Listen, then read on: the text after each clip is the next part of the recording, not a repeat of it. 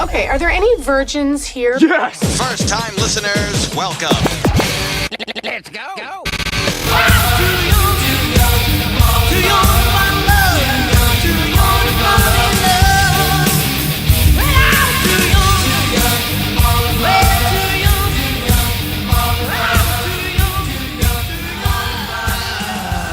Inside the ManCave with Johnny Compian. Oh, yeah.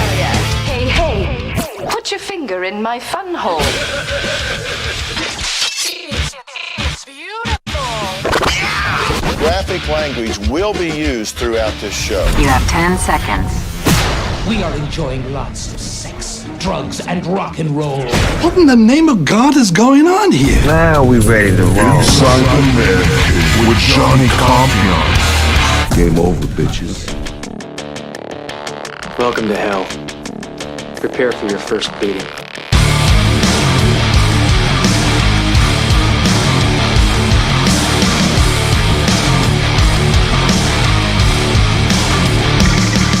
Inside the ManCave podcast show. Follow me at Johnny Compian on Twitter. Like and subscribe my YouTube page. Pass the word around. You can follow me on IG, Facebook, /Meta, and TikTok. Oh man, what a rough couple days it's been for me. Oh, I lost track of my days, so bear with me. I was going to come on and do a review of what I witnessed on Sunday night. And man, there's a lot to talk about. So I had to save up my energy, build it back up to be able to come on tonight, because it's already almost midnight, and I'm ready to go. You know, I needed like 2 days of rest to get back on my feet. I can't do it like I used to years ago. So, you know, you got to pace yourself, and I didn't do that. I think I started on like Wednesday, and just gradually just kind of built up that tolerance to drink. And by Sunday, it was like, it was on. But, you know, I was doing fine until I hit my destination, because I made a few pit stops before I got to my destination, which was the Alamo Dome. So I Ubered it. You know, obviously, I have one of my personal Uber drivers, a really good friend of mine who will make it his appearance on this podcast at some point. And, you know, that guy, he's got some good stories to tell. He said he wants to be like, if you guys are familiar with the Howard Stern show, you know how Howard has his personal driver, Ronnie. He wants to be my Ronnie. I'm like, dude, I am no Howard Stern. And, dude, you can drive me anywhere, Uber me everywhere, and that's cool, you know. And but I thought it was hilarious. We talked about that, and it's something that I was thinking about as I was recouping from just a crazy couple days trying to regroup. Today, I finally got my legs back, and I'm like, okay, cool. So I'm in recovery mode still. Yeah. Anyway, I appreciate you guys supporting me on this platform on YouTube, and I'm up to 25 subscribers as of right now, and that right there is really cool, man. I appreciate everybody that has subscribed to my page, friends, family, new friends. I appreciate it from the bottom of my heart. I'm going to try to entertain you and keep you informed and give you my opinion on a few stories that come across my radar. Hopefully I'll do a good job at it. And if not, that's cool. It's like a water cooler talk, right? When you go to work and, you know, you're able to, at the coffee pot, you're there with your buddies and we're making a K-cup or whatever you guys do. Drink your Starbucks or your Dutch Brothers. I'm a Dutch Brother guy. I love Dutch Brothers. Anyway, water cooler talk. You know, stuff that you talk about and you bring up that you heard about over the weekend, or something that, you've been really wanting to sound off on, tweet at me at Johnny Compian and leave me, a message, and I'll try to come on here and read it. Or you can come on with me. I can Zoom you in, and we can hang out, drink beer over Zoom. That sounds fun, right? I've already spilled one beer. I already got beer all over my leg. I had it's a mess. I'm telling you, I'm not back to myself still. So bear with me, okay? Bear with me. Let's get through this together, because I'm going to need your help. And I know that you people witnessed and went through the same thing that I did, because there was a couple thousand of fellow San Antonians and people from all over Texas and other places that were coming in for this show. So it was good to see a lot of people that I know. A lot of friends came up and said hi, and they really surprised the hell out of me when they're like, dude, we really appreciate your podcast. And so that was some good love, man, that I got. I got it from a couple people, and it felt good that you guys are actually paying attention and trying to see what I'm trying to do here, right? It's something new, and I know it's going to take a lot of getting used to, but I'm going to be here for as long as I can for you guys, and do this, because I really enjoy doing this. I'm getting more reps as we move on with more podcasts. It's a lot of work to do. So, I'm trying to be really consistent and trying to put the best product out there for you guys to check out, because you guys, you really need to keep people engaged, and that's what I'm going to try to do with a few stories, in my opinion, on what I see and what I do, and if I'm around friends, or if I see something and on social media, I'm gonna either tweet it out, or that's the new thing that I'm doing. I used to do that before when I first started at Twitter. I would just like go out there and I would try to be a part of every conversation, anything that was coming my way on my feed. I would comment on it, and then I was like, people are gonna get annoyed by me. And it happens. People are like, dude, shut up. Like, we really don't care, especially tweeting. But when you do something like this, where, I'm still tweaking my cameras and trying to do a couple new things, and, still trying to set up some people to come in, because I got a couple of microphones and other places where people can hang out in here. There's a bar right behind me and a fully stocked fridge. So there's plenty to do inside the ManCave. So it's just not the name of the show. It's actually my ManCave. This is where I do a lot of my work. This is where I create magic. I spend a lot of time in here in the dungeon. And this is what I do for a living. So I appreciate the support and the patience. So, man, let's get to it. Sunday night, it was, actually, the beginning of the weekend. Friday was kind of like, man, it was like Christmas to me.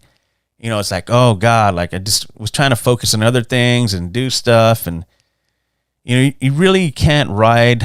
I will be riding my motorcycle everywhere, but, man, it's hot as hell. And I'm a helmet guy. I try to wear my helmet all the time.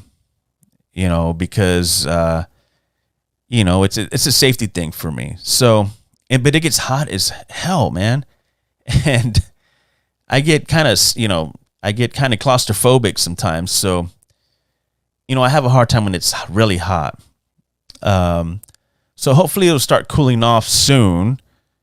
And I love this transition time, because, October rolls around, and then we are moving in a little bit further, and that's my time, because it's nice riding weather, and it's good to be out, But it's crazy, because that was my original plan. I'm gonna ride into the I'm going to ride my motorcycle into the stadium show on Sunday. That was one of my plans. And then I was like, you know what? No, because they opened up the whole dome. They opened up the whole dome, and the dome is going to be a big part of this conversation that I'm going to try to have with you guys.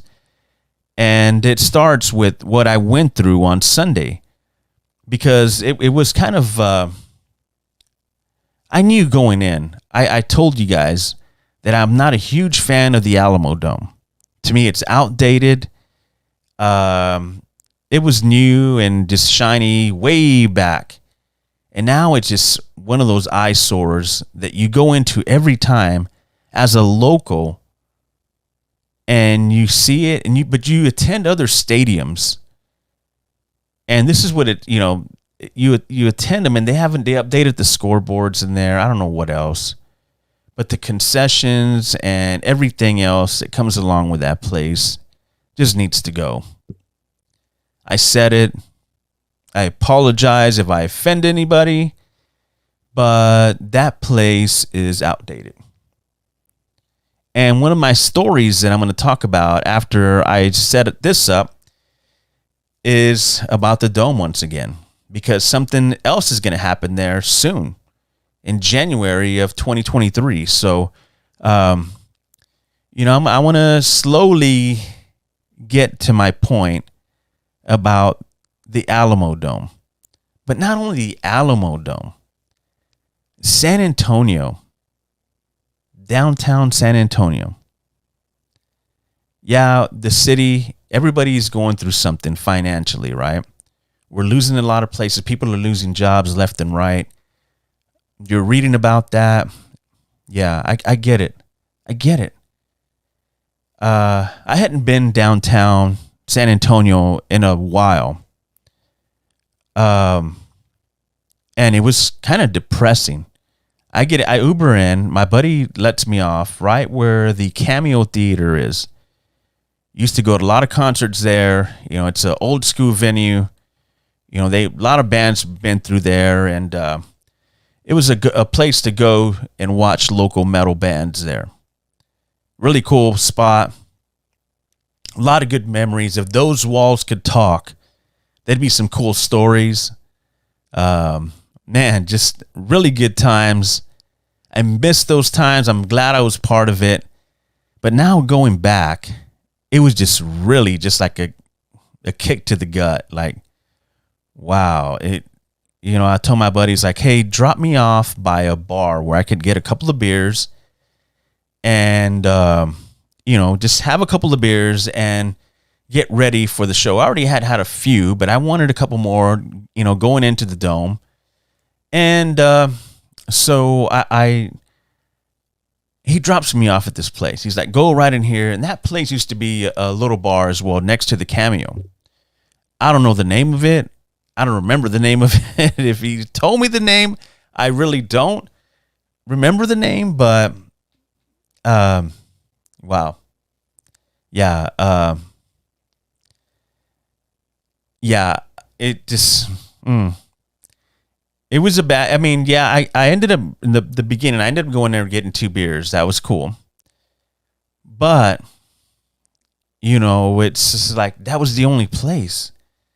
There was no other options. Instead, if you wanted to go into downtown, which is right across 37, the highway, you can go into downtown, go into the Hooters, or go into the Yard House, or there's a couple of the bars that are close by that you can go to.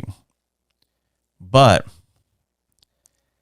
I felt that the city could have done a little bit more for us, because you have the Sunset Station right there. I remember there was a lot of cool shows at that place. I've ever seen the Deftones there. That place was a cool place to go check out shows. Seven Dust. There was a bunch of bands that I saw there. And that place has disappeared. There's so many areas in there to, there was restaurants there. I don't know what's there anymore. It just looked empty and just abandoned to me. I didn't want to look too much. I don't know if I'm stand correct on that, but to me, it just looked all abandoned. I don't know why you didn't have any food vendors any food trucks. Like, did anybody not know that, over 50,000 people were going to be at the Alamo Dome on Sunday? We could have had a little beer garden going in, like a little pre-party. But no, it was just so, it was like an abandoned town. There was a bar that used to be on the corner right there, right before that one bar that I was at. And I was like, maybe I'll go in there to get a beer. It was like the depot, the bar depot. I have no clue what that place was. But I remember there was a bar there.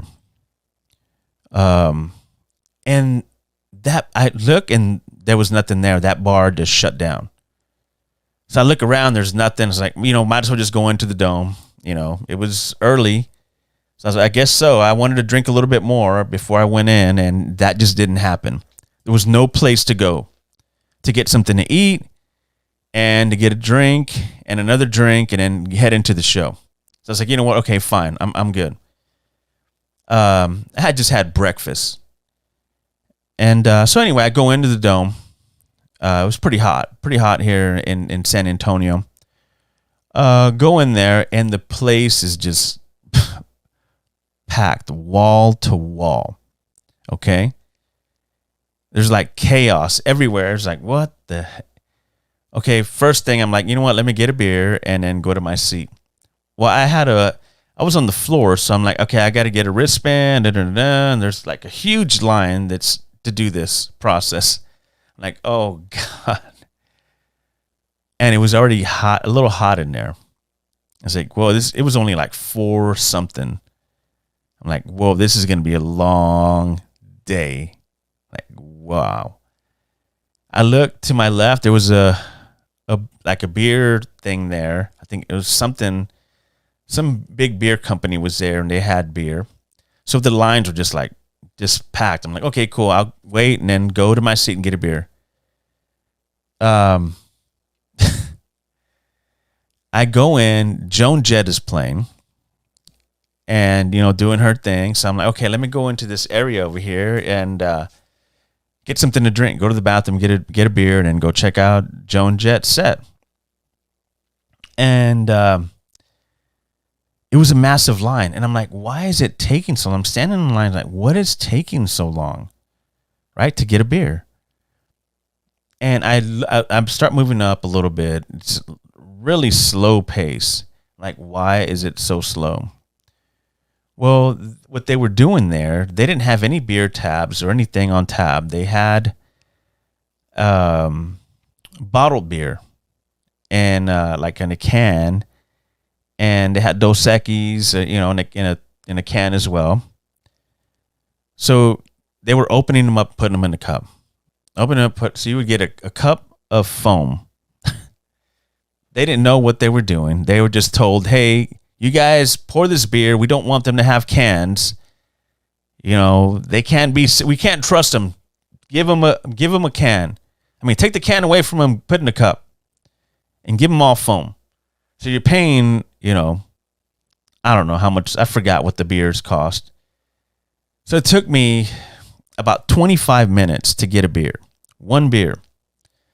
Go to my seat, watch, Joan play a little bit.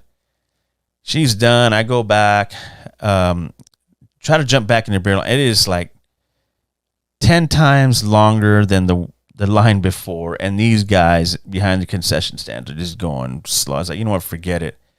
I try to go up to the main concourse, and it's like, maybe there'll be shorter lines.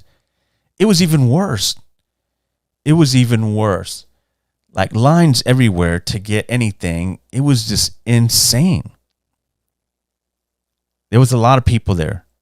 I don't know the total attendance of the show, the Mötley Crüe Show, but I know there was over 50. I talked to a friend of mine who was working the show, and he's like, yeah, there's only over 50,000. It's like, okay, wow, that's impressive. Very impressive. But that's great. Yeah, we show up. There's a lot of music fans that have just, they want to see this. They want to witness the stadium tour, right? And it was just such a disappointment and letdown to me, you pay all this money to get into the venue. They do a huge service charge, and this is the kind of service you get. It's so disappointing. Whoever's running that place, whoever's running the Alamo Dome, whoever that is, the director of the Alamo Dome needs to be fired. Fire him. And then fire the person that hired him. Fire him too. Fire his ass too. The operation systems you guys got going on in there are crap. There's people paying top dollar to sit on those floor seats. And anybody paying to go inside that venue, the Dome, was paying a lot of money to go see this concert. I read somewhere that this stadium tour was grossing $4 million a show, $4 million plus a show. Okay, yeah, I get it. Okay, I don't care about that. If you want to go and you want to spend that money, you're gonna drop it, right? You're gonna drop it. $4,000 for a ticket. I'll take 2. Okay, cool. Some people can do that. Some people can't. And some people save up their savings or bought tickets years ago, and this is what they wait for. You go to your local place, and they have not $12 nachos and a hot dog. That's all they had, and beer. I think they had like a pizza place in there. It was packed. Everything was packed. I don't know. They need to update that place.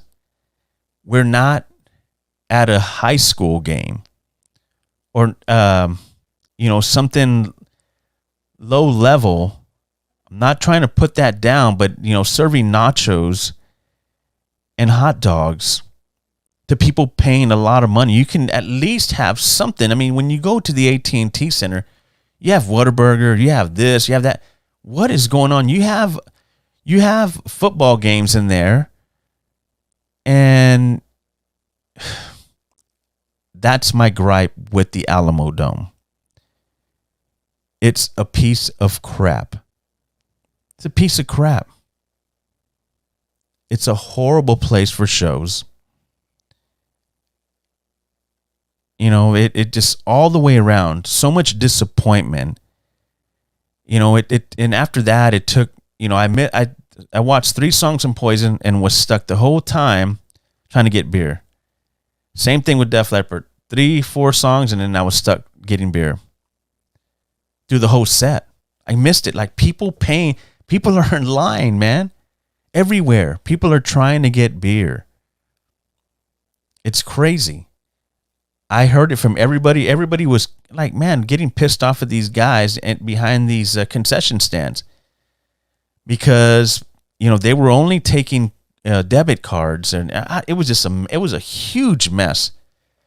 You have to be prepared for things like this. You can't have, for a city like San Antonio. I mean, no wonder. I mean, you go and watch a show in Austin or in Houston or in Dallas or wherever else. You at least have places to get a little bit of options. Here, it's like, man, I'm going to a concert in Seguin or something. No diss on Seguin, but I'm just like, dude, come on. And I heard that the mayor of San Antonio, Ron Nirenberg, was in the house.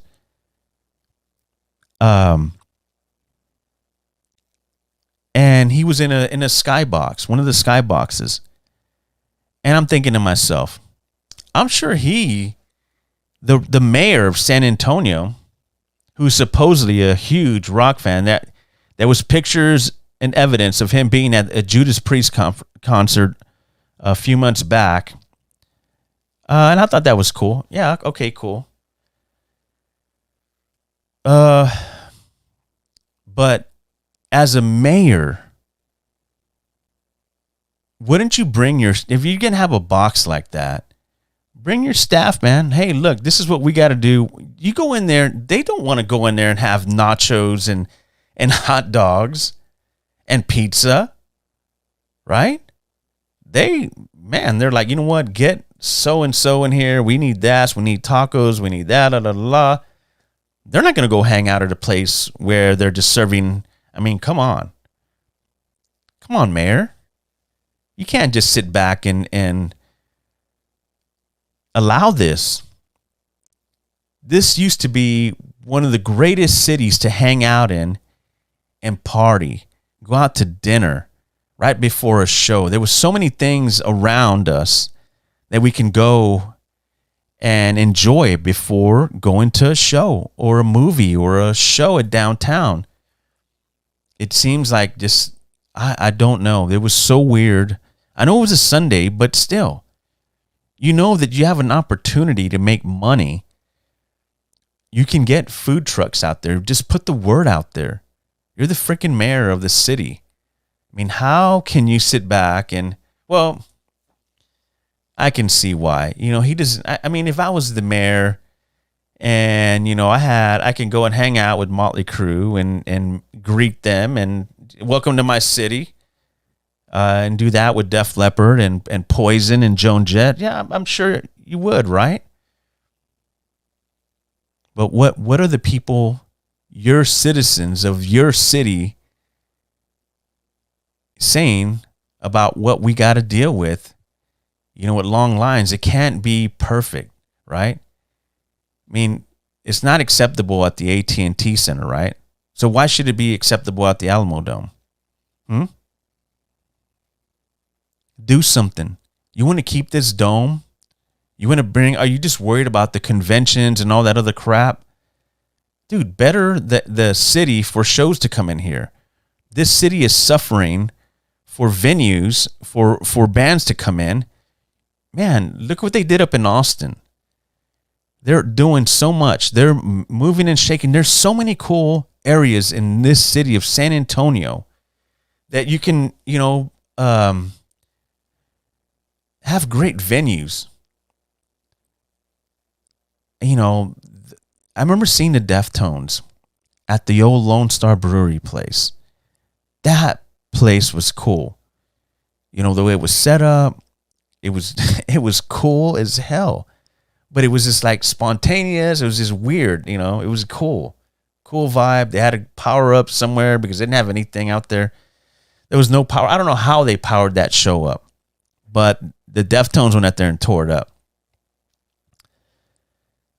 But that's what I remember this, because there was places right down the street. We can walk down the street right there on I forget in Southtown. There's bars all along. We drank all the way into that Lone Star place. I was like, I couldn't even find water going into this freaking Alamo Dome on Sunday. It was insane. You have money, and where do I spend my money? Hey, where do I buy water? Where can I buy something instead of hot dogs and nachos and freaking like pizza? I don't want to eat that. I want something better than that, or something different. Dude, you guys need to step up your game. You need to step up your game. You know, I missed that whole, I mean, we pay so much for these tickets, and then yeah, and don't give me this like, oh, you don't have to drink. Hey, you know what? When I go, I'll do what I want to do. If I want to drink, I want to drink soda, I want to drink beer, I want to drink an ice cooler or whatever. I'm just saying, it's so frustrating as a loco to go in and watching everybody kind of look at each other like, dude, what? We are packed in here, and there's really not. We're in here all day from 4 to almost midnight.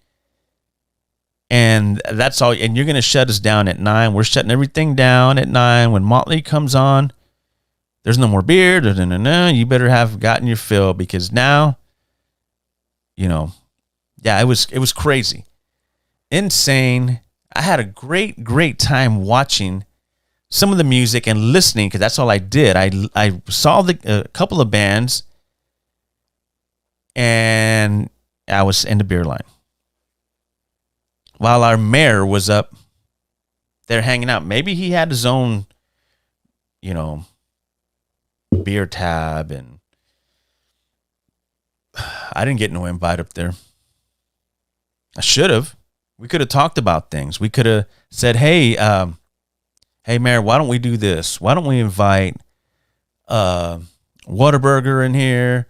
Why don't we invite, I don't know, whoever. I'm sure there's a couple places that would be willing to bring some food up and cater it or sell product in there to make some money and, you know, to help everybody just have a better time than we did. I don't know about you guys, but I didn't eat anything there. I was like, I'm not eating a stale freaking nachos. I'm not eating a hot dog nor pizza. So I didn't eat till I got home almost at midnight. You know, that you could buy water and I was like, it was just a disaster. That was the main part. Of that. And I know that I'm going on about it, but it was a problem. It was a problem because it affected a lot of people, not just me personally. I was hearing it from everybody. Everybody in line was so frustrated, you know, and I get it. It was just a disaster. It was a disaster. But anyway, let's get to the main point of, you know, why I'm coming on. I'm going to review this Mötley Crüe show. That show stood up. I really, you know, you had people, I read a lot of reviews on Facebook and Twitter and Instagram. People had their pictures up, and, you know, everybody put up their stuff that you know, that they, you know, all the pictures they took during the show and video. I have a lot of that. I'm going to share a lot with you on this podcast. So there was a lot of cool pictures. I was in the front row, on the left side of the stage where Nikki Sixx was. So, yeah, I went from the 6th row to the front row. There was a lot of empty seats. So I was like, I'm going to move up. And sure enough, it was really cool. Mötley, you know, never disappoints. You know, this one guy that I feel that deserves a lot of credit, because you know, everything that this brand brings, the attention is always on Tommy Lee, Vince Neil, Nikki Sixx. You never hear about Mick Mars. You never hear about Mick. And just listening to him Sunday night, I just learned to appreciate him more and more. And Mick, my hat, you know, comes off to you, man. You are an inspiration. You're so good at what you do. You know, it's been so many years listening to you live, been able to watch you live, and you're still doing it. You're still doing it at a high level. And yeah, there was a couple of, I think in the Baltimore local media, they came out and somebody did a review and they were like, Mick was trying to keep up with Tommy and it just didn't sound right. Some guy did a review on it. And the guy was off. Whoever wrote that didn't know what the hell they were writing. I wish I had his Twitter handle and I would tweet at him and let him know, because he's way off.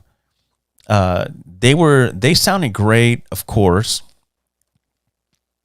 Tommy was just solid, man, and you know, Nikki's just, you know, he's the backbone, you know, along with Tommy Lee. And Vince, you know, Vince held his own. You know, Vince held his own and did his own. But man, the guy that stood out to me was Mick Mars. Mick Mars. And earlier, I think his girlfriend or his wife, I'm not too sure, so tweeted something out with a picture of Mick. And I put a heart on it. And I mentioned something. And she came back and she hit it like and put a heart on my page, and that was really cool. I'll take a picture of that and share it with you guys, because, you know, that's cool that she took the time to recognize that, you know, Mick Mars is a huge part of Mötley Crüe. I cannot picture Mötley Crüe without Mick Mars. I said it. Yeah, Tommy was gone for a while, and we had a fill-in drummer. Vince was gone for a while, and it's still, yeah. But I think if you ever try to replace Mick Mars, it just wouldn't work. It wouldn't work. That's my opinion. He's such a big part of that band. You know, being so close and watching him, you know, just his craft, you know, just the energy he brings at his age. You think of that because, you know, the Rolling Stones come out and do their thing. You see Mick Jagger, you know, I saw the Rolling Stones not too long ago, and Mick was like right on. You know, he is the energy behind that band. And he is just, man, you got to keep up with Mick. And Keith Richards, he slowed down, and Ron Wood as well. You can tell they've slowed down, but they're still, you know, they're rock stars. They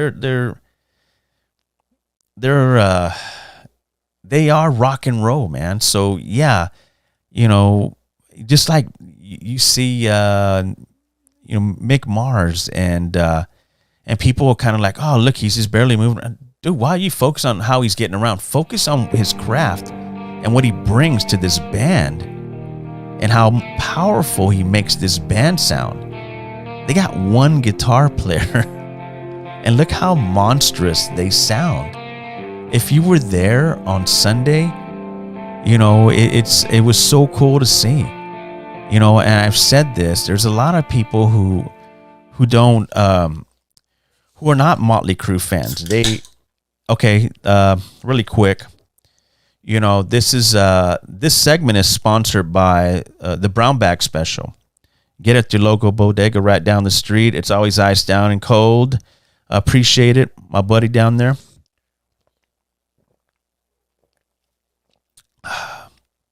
Always cold.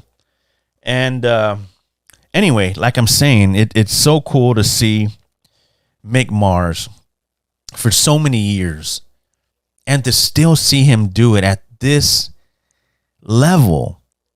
It's very impressive. Very, very impressive. My hat's off to Mick Mars. He does not get enough credit. He does not. He doesn't get enough credit. You know, we're talking about Vince's vocals. We're talking about Tommy's penis. We're talking about Nikki, whatever. But what about Mick? What about Mick? Mick fucking Mars. He is Mötley Crüe. A lot of people are, you know, they don't pay attention to Mick. You know, they're like, you know, we want to see Vince. We want to see Tommy go crazy, go on one of his benders. And I'm going to talk about that because, you know, I'm going to play this video for you. And, you know, this is what Tommy talks about. What the fuck else are you supposed to say but whoa? What the fuck?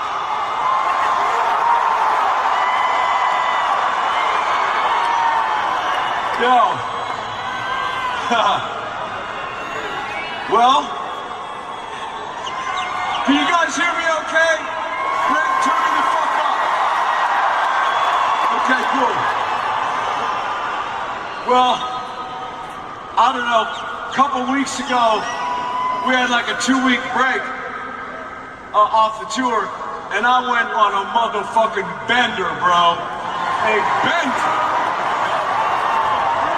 I got fucking sideways as fuck, and got naked and posted pictures of my dick.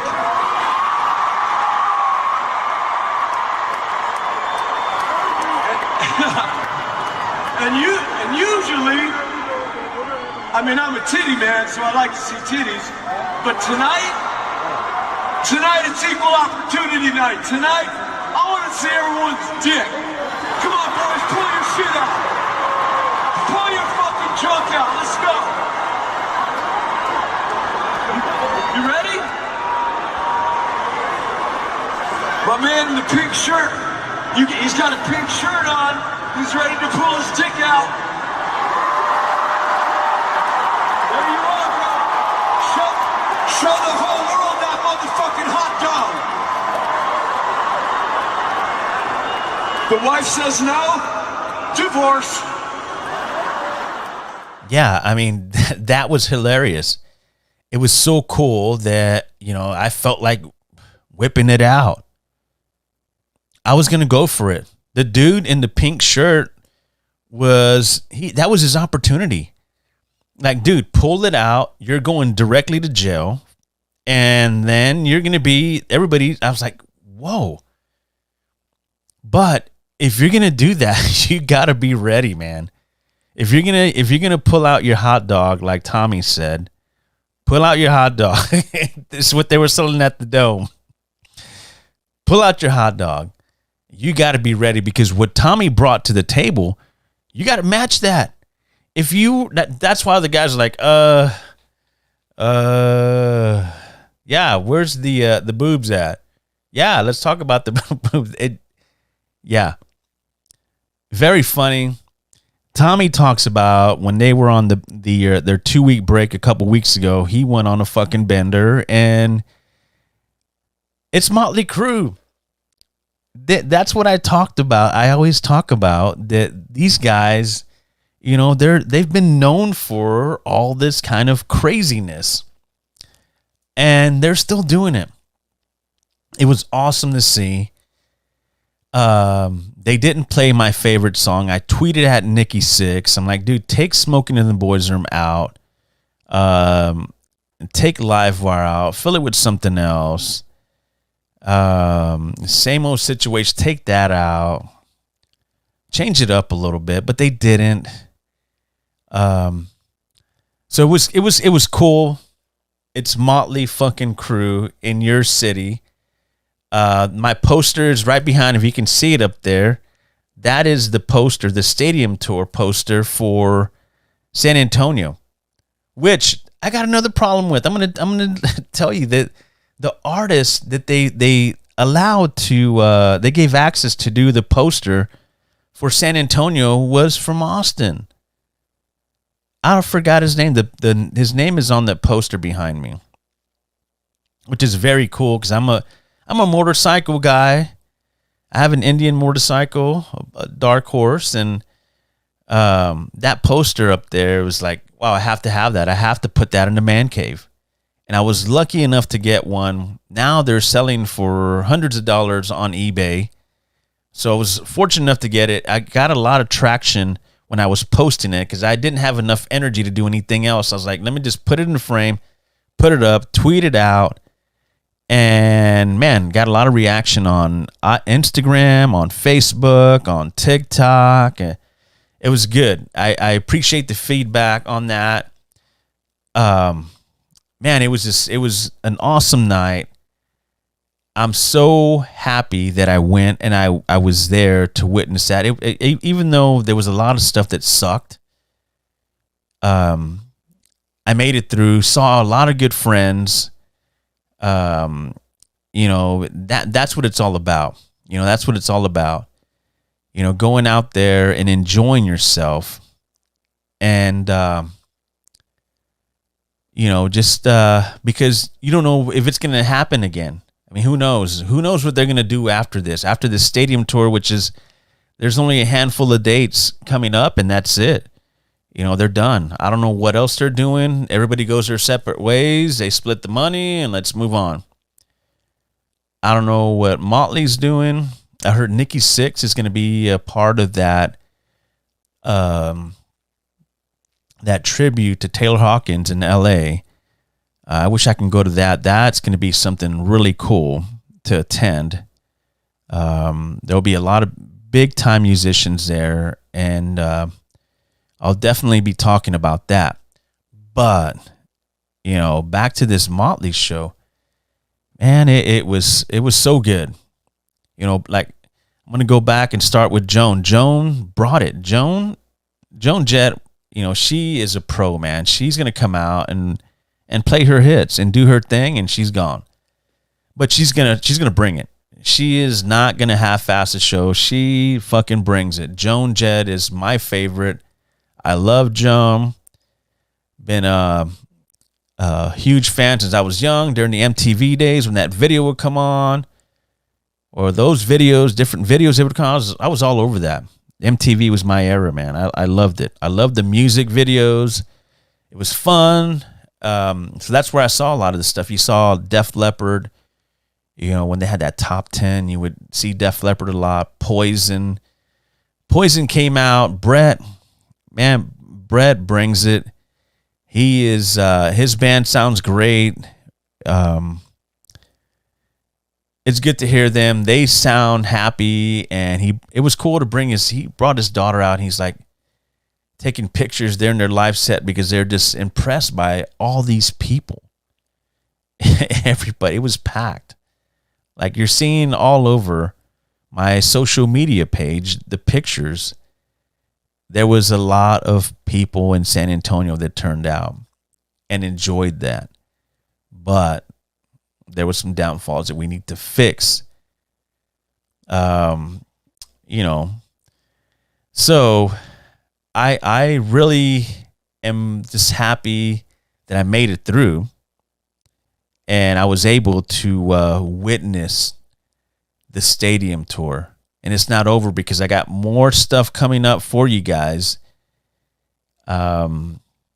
with this stadium tour. So stay tuned on this podcast because I got some other stuff up my sleeve. And so, you know, I don't think this is the only thing I'll be doing on the stadium tour. I'll probably be doing a little bit more. But as the information comes in, I'll let you guys know, and we'll kind of reminisce on what happened and the build-up to whatever's going to happen next with this stadium tour at the end. Because, you know, I might be traveling there. So anyway, I want to get to some sporting news here. And it involves the Alamo Dome. Once again, I told you guys in the beginning of this podcast that, you know, I had more to talk about the Alamo Dome. The San Antonio Spurs, you know, used to play in the Alamo Dome back in the day. And before the AT&T, so when they knocked the Hemisphere Arena down, and then they didn't have the AT&T Center, and they didn't want to go play at the Freeman. They should have played at the Freeman. Why did you need? Well, I'm not going to get into it about the AT&T Center because there's a lot to say there. But whatever. I'm not going to blow up on that because I already have before. But the San Antonio Spurs, January 23rd, they're going to play the Golden State Warriors at the Alamo Dome, and they want to set an NBA record for attendance. So they want to hit, I think they want to have more than 65,000 in there. And I just want to warn you people who are buying these tickets that range between $350 and $1,600. You know, on these other markets, you know, that are picking it up, that are getting these tickets, and they're selling them, you know, at these hefty prices. You know, the Section 300s, which are way at the top at the Dome, $350 and up. What? Are you kidding me? And you want 65,000, right? And you're going to give them nachos, and you're going to give them hot dogs and pizza. And you're going to pour their beer in a cup. You think the Spurs crowd that sit way in the floor, the season ticket holders that, well, I don't know if a lot are still around because Tim and I don't know how it is. I haven't been to a game in years, so I really can't speak on that. But those people, they're used to having a VIP lounge where they go to, and they, you know, especially the media members too. The media members go in there and they expect their stuff to be, I need my food, I need my salad or whatever you're making me. So it's going to be crazy that you want to get 65,000 people in the Alamo Dome for a game. what? And they're going to broadcast it on on ESPN. I don't know what they're thinking, because you're going to get the same stuff that we did the other night from Mötley Crüe. Because I guarantee you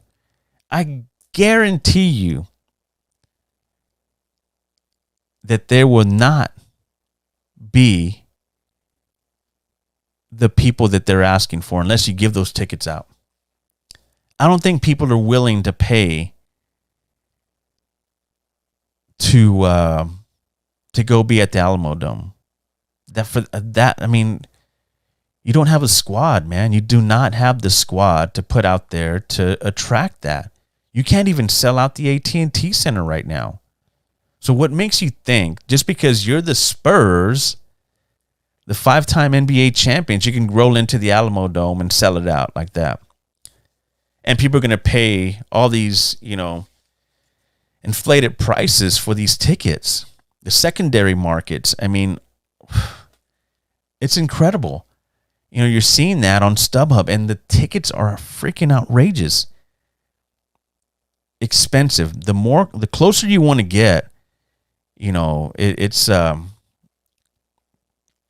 there, this article that I saw, it was on I think it was the Washington Examiner where I saw this article, and they were saying, they did a story on it, and they talked about, all these tickets that are selling on secondary market, and they're saying that they're expected to fill every one of those 64,000 seats. I'm like, wait a minute. No, I don't think so.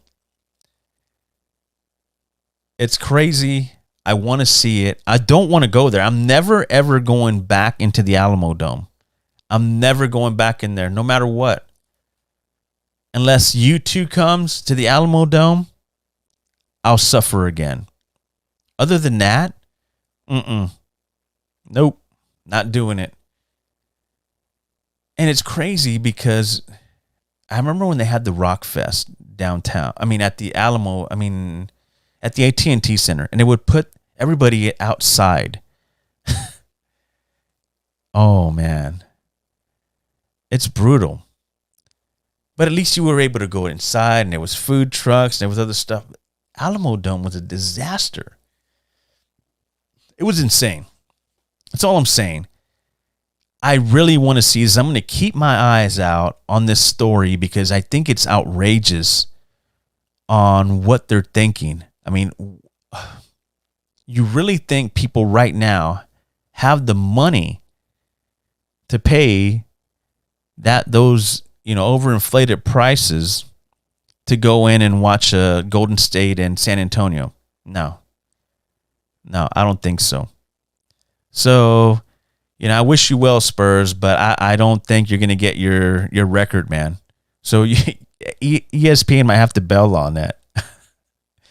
Anyway, I want to get into another story that ran across my radar. And, this one involves a former San Antonio Spur. The Worm, Dennis Rodman. He's back in the news. He says he's got permission to go to Russia to help that girl. He says, he told NBC News, he said, I got permission to go to Russia to help that girl. He's referring to Brittney Griner, who is doing a lot of time. And shame on our government for not helping her out. Yeah, she was, I understand. She was trying to sneak in the cartridges into Russia. Yeah, she fucked up. I know that. But yeah, it's insane.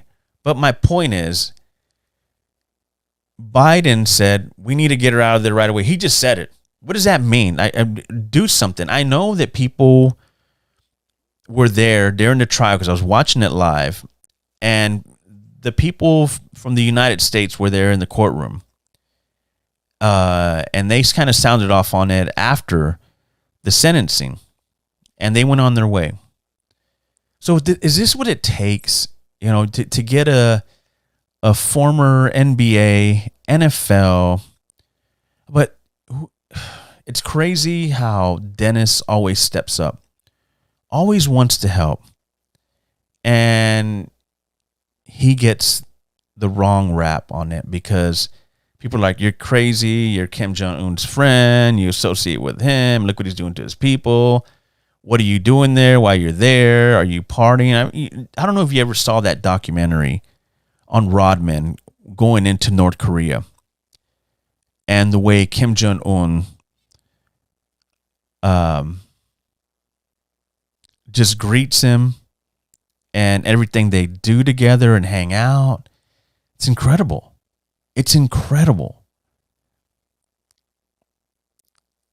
But this is what is going on, right? With he's willing to step up and go help. Dude, if nobody's going to do it, nobody's going to go into Russia. Even right now, he said he's going this week, and it's hot. It's hot between Ukraine and Russia. Ukraine is saying they're going to get hit, and Russia's saying we're going to hit them as hard as we can because there's a holiday going on there, and we're going to just. It's not a good time, man. It's not a good time. But Rodman is like, you know what? They got the best vodka. I'm going to go hang out with Putin. Maybe call Kim, and maybe he can sneak into Russia. We can drink some vodka, hang out, go to a couple strip clubs with Putin and, urinate on each other and hang out and try to help out that girl. He's referring to Brittney Griner. It's going to be very interesting. I praise Rodman for doing this. If it takes a celebrity like him to go in there and do what he's going to do, more power to you, my brother. And I appreciate that because you're stepping up. You don't see anybody else. Yeah, there's people, I think, from the WNBA or NBA that are going over to Russia to see Brittney Griner.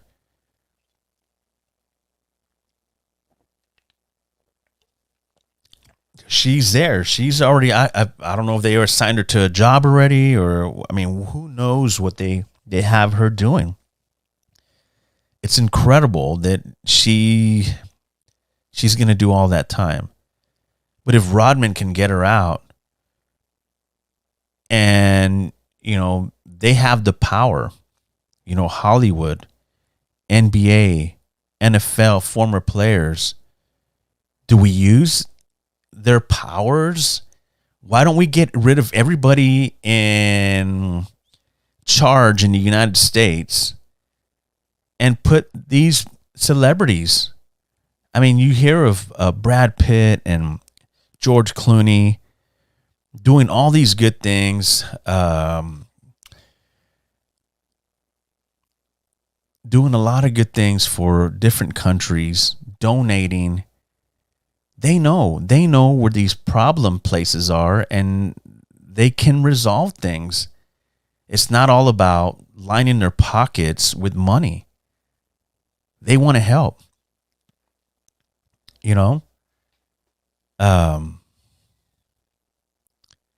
There's so many celebrities out there that I can name.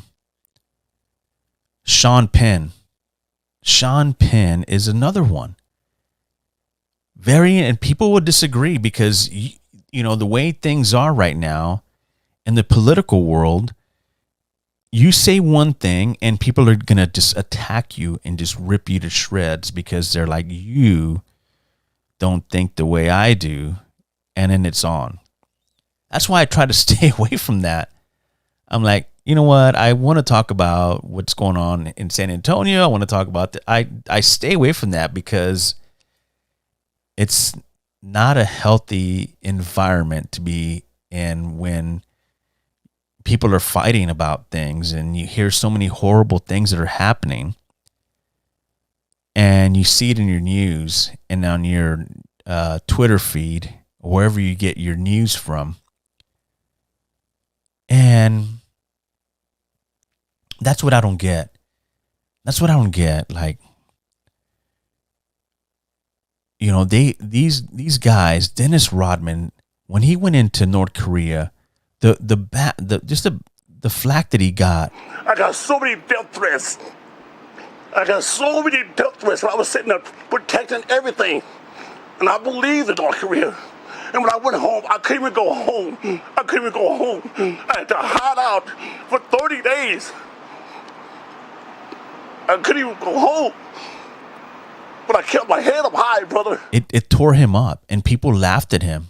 And, man, he was in a bad place for a long time. I get it. Yeah, you're fraternizing with this dictator. But if he can calm the environment down a little bit and get in there and talk some sense and say, hey, look, you don't need to do this, I'm all for it. I want to know where he got his permission from. I want to know where he got a permission to go. Like, he's like, I got the permission to go to Russia. I'm going in. It'd be cool to see. I'm going to look up and see if I can find anything, and I'll run it for you so you can listen to Rodman, because we're going to hear a lot about this story. You're going to get a lot of back flack on this, on Dennis Rodman going to Russia and talking to Putin. But if he knows, if he can help in any way, like I said, nobody else is stepping up. No one else. They're just like, you know what? Just Brittney Griner, just hang loose. We'll be there maybe in a couple of months, maybe a year, maybe 2 years. We'll try to see if we can get you. No, you got to get her out now. And that's why he stepped up and said, Dennis Rodman stepped up, the Worm, the former San Antonio Spur, is stepping up. And he's going to go and try to see what he can do. And, in the process, just like when he goes to North Korea, he gets shit-faced. And in Russia, they have that good vodka, and he loves that shit.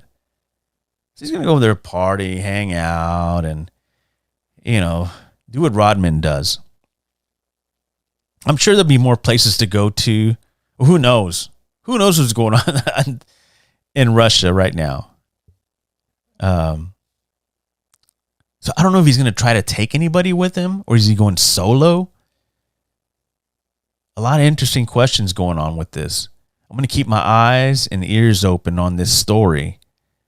I think it's going to get very, very interesting. He said he's going this week, so stay tuned to this podcast, Inside the ManCave Podcast Show. Follow me on Twitter at Johnny Compian. Follow me and subscribe to my YouTube channel. And all the platforms, social media and the platforms where you can get Spotify, where you can get Inside the ManCave. I appreciate all the support. Thank you so much. Thank you. It was good to see everybody at the Mötley Crüe Show and get some good feedback on this podcast, Inside the ManCave. Thanks for the love and support. I promise I won't let you guys down. Take care.